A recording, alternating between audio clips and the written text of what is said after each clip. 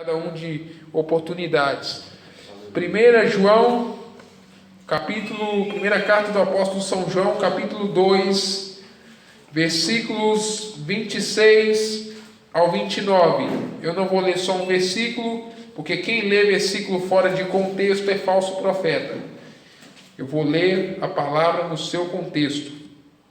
Primeira carta de João, capítulo 2, versículo 26 ao 29. Eu vou lendo aqui para ganhar tempo. Estas coisas vos escrevi acerca dos que vos enganam.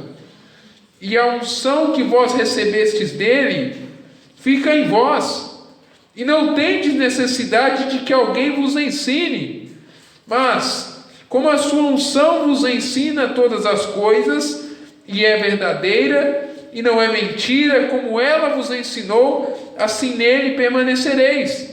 E agora, filhinhos, permanecei nele, para que quando ele se manifestar, tenhamos confiança, e não sejamos confundidos por ele na sua vinda. Se sabeis que ele é justo, sabeis que todo aquele que pratica justiça é nascido dele. Beleza? Sentar em nome de Jesus. Quero falar no pouco tempo que eu tenho sobre unção. Amados, a unção do Espírito Santo, ela fica em nós, mas ela deve ser compartilhada. Como hoje eu coloquei no grupo da igreja, ela deve ser ministrada, compartilhada. Quando você tem algo, você sente, creio eu, que 100% da congregação aqui tem o Espírito de Deus, amém? Amém. E todos nós temos o Espírito de Deus e somos generosos. Nós queremos compartilhar com o nosso próximo alguma coisa. Compartilhamos roupa, compartilhamos comida, compartilhamos os nossos dízimos, as nossas ofertas para manutenção da casa do Senhor. E assim também é a unção. Jesus não deu a unção para que nós sejamos egoístas. Jesus deu a unção para que nós compartilhemos com o nosso próximo. O apóstolo São Paulo, na carta aos Romanos, capítulo 1, versículo 11, diz: eu desejo ir até vós para comunicar algum dom espiritual. A palavra ali é repartir, compartilhar. Alguns usam a palavra transferir, mas eu não vou usar essa palavra aqui. Compartilhar da unção. Você compartilha algo, mas você não perde. Jesus te chama a ministrar, como hoje aqui o irmão foi usado na palavra inicial para ministrar sobre os enfermos. Não é que ele perdeu o dom da cura, não é que ele perdeu a unção da cura, mas o que há nele, ele compartilhou. Como Pedro no capítulo 3, versículo 6 de Atos vai dizer ao coxo da porta formosa: não tenho prata, não tenho ouro, mas o que eu tenho eu te dou. Em nome de Jesus de Nazareno, levanta-te e anda.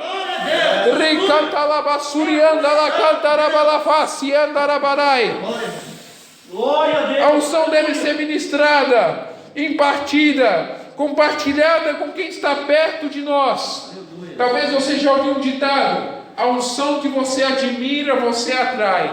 A unção que você admira, você conquista. Quem está perto de você, quem anda perto de você, e você sabe que é uma autoridade espiritual, que você sabe que tem o Espírito de Deus, porque a gente hoje em dia não pode confiar em qualquer um que prega a palavra.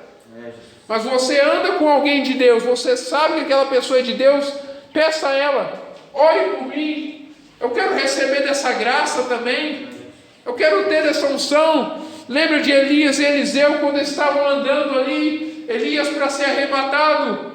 Elias disse: pede-me uma coisa antes que eu seja tirado de ti. E Eliseu, num pedido ousado, ele diz: peço-te que haja porção dobrada, unção, virtude, espírito sobre mim. Elias diz: coisa dura pediste, se me vires ser tirado de ti, se fará, se não vires, não se fará. Eliseu não viu, ao contrário do que muitos ensinam. Eliseu não viu, porque foi um relance, assim como vai ser no arrebatamento da igreja.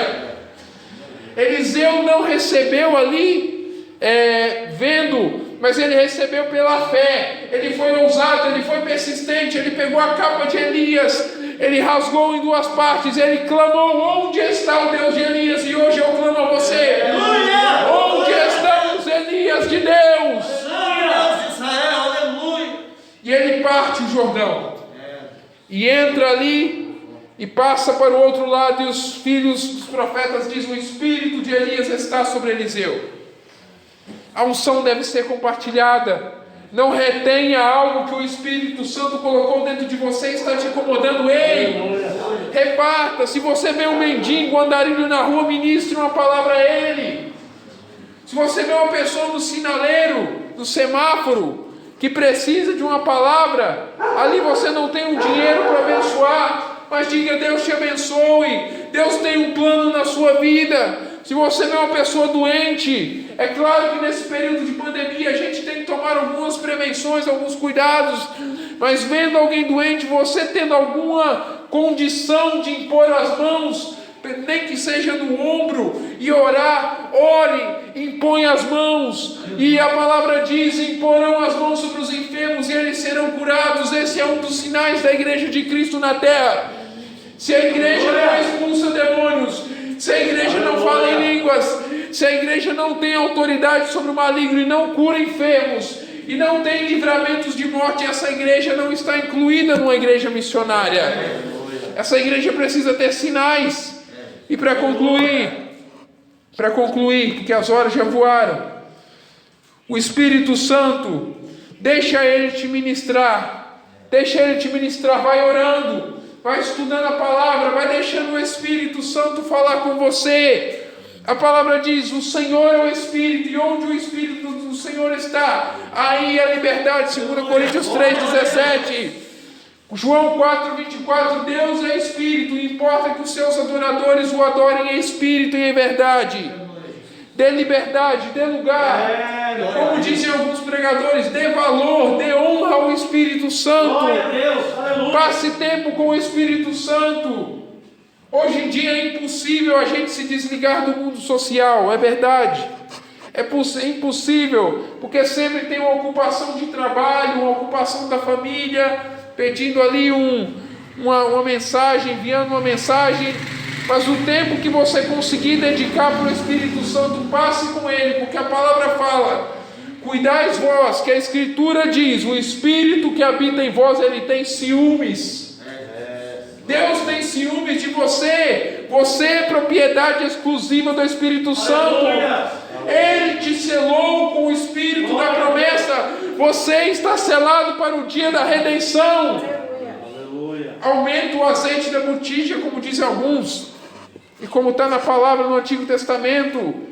Não deixe os vasos pararem de se encher. Levítico 6,13. Estou concluindo. O fogo arderá continuamente sobre o altar e não se apagará. Não deixe as cinzas ficarem ali, porque cinza é morada para coisas ruins. Mas deixe o altar continuamente acendendo fogo, deixe o fogo fumegando, continue orando, aumente as suas orações. Mas a minha oração é tão fraquinha. Somente dê glória, somente dê aleluia, somente diga que Ele é santo, somente diga que Ele é digno, somente diga: Senhor, abençoa fulano, abençoa ciclano, e você vai ver que a sua oração vai se prolongando, e as suas orações vão subindo diante de Deus como um incenso suave, e Deus responderá com fogo. Esta é a geração que verá o Senhor Jesus voltar. E antes do Senhor Jesus voltar, eu tenho enfatizado isso, nós temos que ministrar a unção que despedaça o jugo. Talvez venha na sua mente: quantas pessoas precisam de libertação, precisam da unção que despedaça o jugo, como está em Isaías 10:27. E Deus quer te usar. Deus quer usar a cada um de vocês. Mas eu não tenho dom. Você tem dom sim, porque a partir do momento que você foi batizado com o Espírito Santo, os dons fizeram morada dentro de você, os frutos fizeram morada dentro de você. Paulo diz a Timóteo: te rogo que não desprezes o dom que há em ti, não negligencie o dom que há em ti, que te foi dado por profecia, por imposição das mãos do ministério. Você tem dons de Deus na sua vida, não negligencie. Use os dons para a glória de Deus. Deus te usará tremendamente na terra. Talvez Deus ainda não te usou porque você ainda não deu lugar. Seja usado por Deus. unção e a unção está em você. Deixe ser usado e a unção fluirá. Amém? Agradeço a oportunidade em nome do Senhor Jesus e as palmas louvam ao Senhor.